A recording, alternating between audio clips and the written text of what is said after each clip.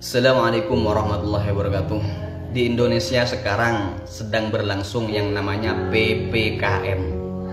PPKM dari sudut pandang pemerintah adalah pemberlakuan pembatasan kegiatan masyarakat. Tapi dari sudut pandang rakyat kecil atau rakyat jelata, PPKM adalah pelan-pelan kita mati. Banyak video yang berseliweran di sosial media, rakyat-rakyat kecil diperlakukan dengan sangat tidak adil.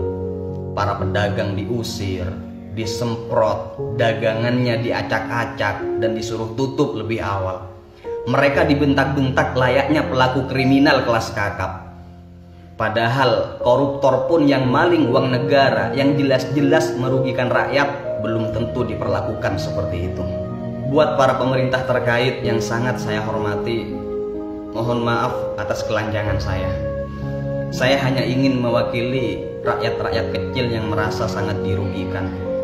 Saya hanya mau bertanya, apakah adanya peraturan ini benar-benar karena kepedulian Anda kepada rakyat?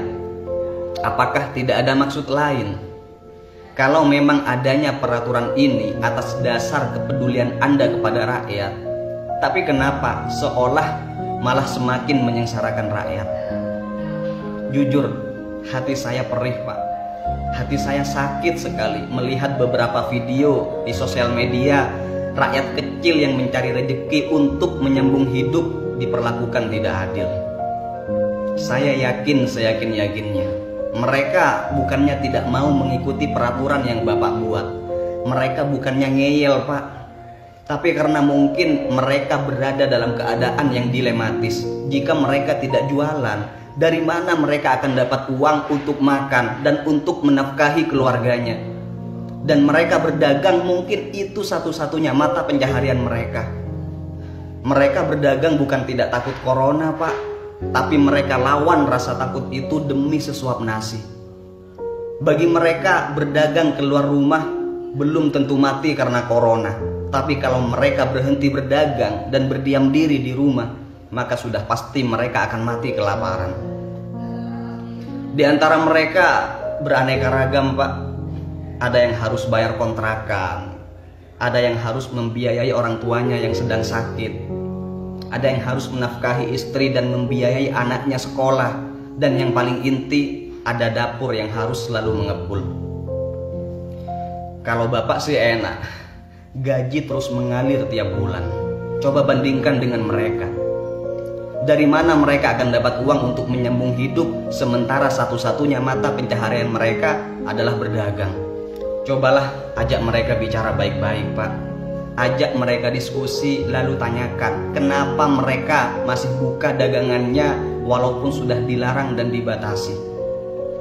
Saya yakin, seyakin-yakinnya, bukannya mereka tidak mau mentaati peraturan yang Anda buat, bukannya mereka mau ngeyel, tapi mereka didesak dengan keadaan ekonomi yang terkatung-katung.